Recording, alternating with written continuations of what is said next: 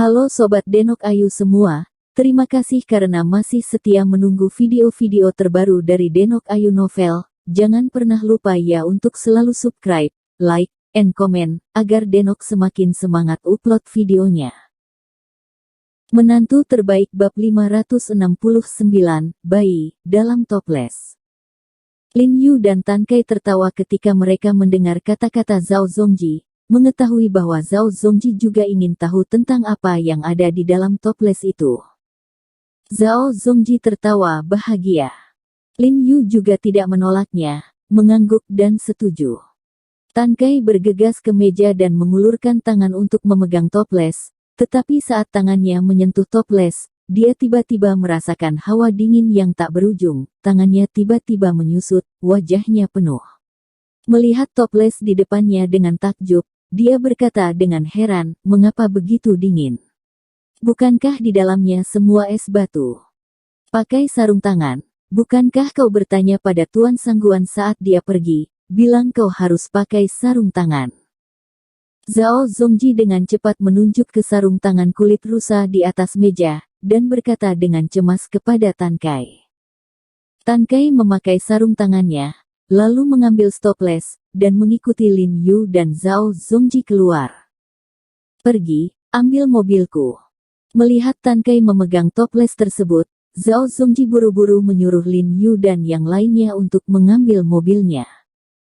Din Zhao, apakah Anda mengirim seseorang untuk berbicara dengan Jiang Yan dan yang lainnya? Lin Yu bertanya sedikit khawatir. Jangan khawatir, saya mengatakannya. Zhao Zongji buru-buru menjawab. Dalam perjalanan, Tan Kai memegang kaleng di pangkuannya, tapi tubuhnya masih gemetar, dan dia dengan gemetar berkata, ibunya, kaleng ini baik-baik saja pada awalnya, tapi pegangan ini baik-baik saja. Sekarang, mengapa semakin dingin dan semakin dingin? Pantas saja Sangguan Cheng memakai jubah, tapi orang ini cukup jahat. Dia hanya memberikan sarung tangan tapi bukan jubah. Bukankah ini akan membekukanku sampai mati? Zhao Zongji dan Lin Yu tidak bisa menahan tawa ketika mereka mendengar ini. Tunggu sebentar, itu akan segera datang. Zhao Zongji berkata sambil tersenyum kepada Tan Kai, dan kemudian bergegas ke Lin Yu dan bertanya, Dr. He, coba tebak apa isinya, bahkan jika itu semua es batu, bukankah begitu es? Apakah sudah meleleh? Kami akan tahu kapan kami kembali dan melihatnya. Lin Yu tersenyum dan berkata. Setelah mereka tiba di aula medis, mereka menamparkan pintu dan memanggil Li Zenseng. Ketika Li Zenseng melihat bahwa itu adalah Lin Yu dan yang lainnya, dia buru-buru melangkah ke depan dan membiarkan mereka masuk. Cepatlah, Saudara Tan, taruh toples ini di atas meja. Lin Yu dengan cepat menunjuk ke meja kaca di tengah aula.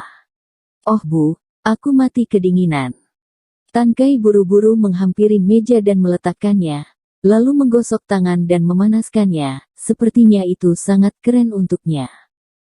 Kalian semua mundur, aku akan membuka tutupnya dulu untuk melihat apa yang ada di dalamnya. Lin Yu melambaikan tangannya dan memberi isyarat kepada Zhao Zongji dan yang lainnya untuk mundur. Bagaimanapun, tidak diketahui apa yang ada di dalamnya. Jadi lebih baik berhati-hati. Zhao Zongji dan yang lainnya saling pandang, lalu buru-buru minggir.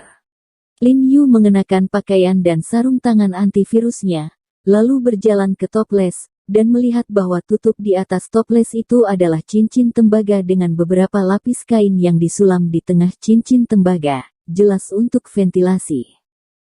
Mungkinkah itu makhluk hidup di dalam?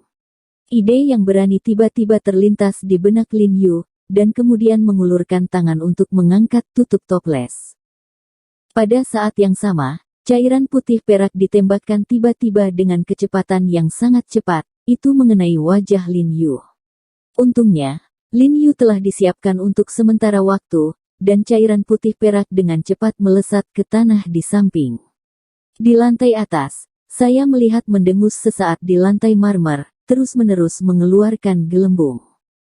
Ketika Zhao Zongji dan yang lainnya melihat ini, ekspresi mereka berubah dengan cepat, dan mereka melihat toples di atas meja dengan heran, dan tidak ada dari mereka yang berani bergerak maju. Lin Yu melangkah ke dalam toples dan meliriknya, lalu kulitnya berubah dan hatinya gelisah, seperti yang dia harapkan, toples itu benar-benar hidup. Dan ternyata itu katak putih. Lin Yu dengan lembut mendorong toples, hanya untuk melihat katak di toples membuka mulutnya dan menjulurkan lidahnya. Ekspresinya sangat kejam, tetapi dia tidak pernah menyemprotkan racun dari kelenjar parotid seperti sebelumnya. Lin Yu memberi isyarat kepada semua orang, menunjukkan bahwa itu baik-baik saja. Semua orang bergegas. Setelah melihat isi toples, Li Zhensheng berkata dengan heran, apakah itu katak? Zhao Zongji mengerutkan kening dan mengingatkan, apa kodok? Bisakah kamu disebut lebih elegan, kodok? Kodok putih sangat langka. Tan Kai melirik kodok di dalam toples dan melihat ada lapisan es di bawah tubuh kodok, dan mau tidak mau berkata, saya akan bilang, kenapa toples ini begitu es? Ternyata benar-benar ada es di dalamnya. Bagaimana kodok ini bisa menderita begitu banyak es? Ya, dan di hari yang panas, es batu ini akan mencair. Melihat kodok itu tidak lagi agresif, Zhao Zongji menjulurkan kepalanya dan melirik ke dalam toples, bertanya-tanya. Seharusnya ada hubungannya dengan kodok ini.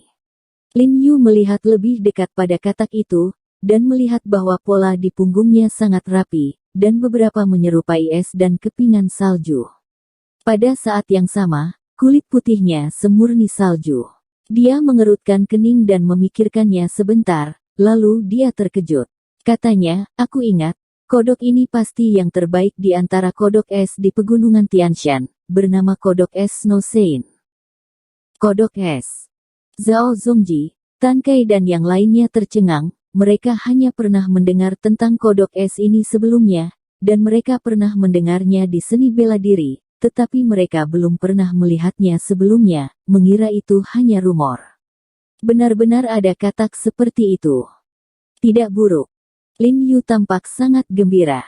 Jika dia telah mendapatkan harta paling berharga, dia berkata dengan cemas, jumlah kodok es di pegunungan Tianshan sangat kecil, dan persyaratan untuk lingkungan hidup sangat ketat, sehingga hanya sedikit orang yang melihatnya. Mereka secara alami dingin dan terbiasa. Tumbuh dalam cuaca dingin yang parah, jadi inilah mengapa Sangguan memasukkan es ke dalam toples ini. Pak, untuk apa kodok ini digunakan? Li Zhensheng bertanya dengan rasa ingin tahu, bukankah itu semua kodok? Kodok es ini adalah harta karun, itu akan menjadi lebih kuat ketika jatuh ke tangan seseorang yang tahu bagaimana menggunakannya. Lin Yu menyipitkan mata dan tersenyum, tanpa memberitahu semua orang peran spesifik katak es. Faktanya, kodok es ini penuh dengan harta karun. Pertama-tama, menurut pendapatnya, itu adalah benda spiritual. Oleh karena itu, orang-orang zaman dahulu suka menggunakan kodok es ini sebagai alat bantu saat berlatih Qigong. Ini juga alasan mengapa kodok es lebih banyak disebut dalam seni bela diri. Jika katak es ini jatuh ke tangan orang-orang yang mempraktikkan seni yang mendalam, kegunaannya akan meningkat ke tingkat yang lebih tinggi. Disebutkan dalam The Essence of Tree mendalam makna, bahwa tidak kurang dari selusin teknik misterius yang dapat dibantu oleh kodok es ini, yang merupakan salah satu harta surga dan bumi, jadi bagaimana Lin Yu dapat mengambil kodok es ini? Senang. Selain itu, katak es ini dapat menyembuhkan luka dan penyakit aneh. Lin Yu akhirnya menyadari saat ini bahwa pria berjubah itu menggunakan katak es ini untuk menyembuhkan Kapten Yuan.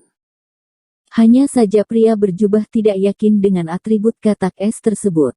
Butuh waktu terlalu lama untuk membantu Kapten Yuan mengatasi luka yang mati lemas, yang menyebabkan kerusakan pada luka Kapten Yuan. Terlihat bahwa tidak mudah menggunakan katak es ini secara wajar. Namun, Lin Yu juga memiliki kesabaran, dan memiliki pemahaman menyeluruh tentang kebiasaan kodok es ini di masa depan, jadi dia tidak khawatir untuk menggunakannya. Ngomong-ngomong, Tuan He, apa yang tertulis di catatan yang diberikan Sangguan padamu? Zhao Zongji dengan cepat mengingatkan Lin Yu. Lin Yu baru ingat ini, dan dengan cepat meraba-raba catatan di sakunya, dan kemudian tersenyum, saya menulis tentang beberapa cara untuk memelihara kodok es ini. Dia mengatakan kepada saya bahwa es di toples ini akan memakan waktu 12 jam. Gantilah sekali, dan katak es ini hanya makan daging sapi kepingan salju, tidak ada makanan lain. Haha, seekor katak, berani pilih-pilih. Semua orang tiba-tiba mengangkat kepala dan tertawa. Kemudian Lin Yu menyerahkan catatan itu kepada Li Zhensheng dan menyuruhnya untuk merawat katak es ini dengan baik, dan dia akan sangat berguna di masa depan. Jangan khawatir. Li Zhensheng buru-buru berjanji, saya harus melayani seperti yang saya lakukan pada anak saya.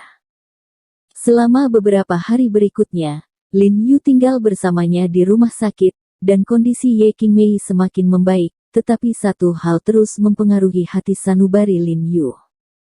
Artinya, suara Ye Qingmei belum bagus, tidak peduli seberapa keras dia mencoba, dia masih tidak dapat berbicara, dan hanya bisa membuat Jiang Yan tampak cemas ketika melihat ini, dan berkata kepada Lin Yu, Jiarong, apa yang terjadi dengan Qingmei? Kamu mengatakan bahwa itu adalah hati yang sia-sia, tetapi sudah berhari-hari. Apakah api ini masih? Lin Yu tampak bermartabat, duduk di samping Ye Qingmei dan memutar urat untuknya. Alisnya dipelintir menjadi kental, dan dia berbisik, tapi melihat denyut nadinya, benar-benar tidak ada masalah. Lin Yu juga bingung, ini pertama kalinya dia menghadapi situasi ini. Dia tidak sakit nadinya, tapi dia punya gejala lagi. Bersambung. Terima kasih sahabat Denok yang sudah mendengarkan video ini. Jangan lupa like, komen, and subscribe ya. Terima kasih.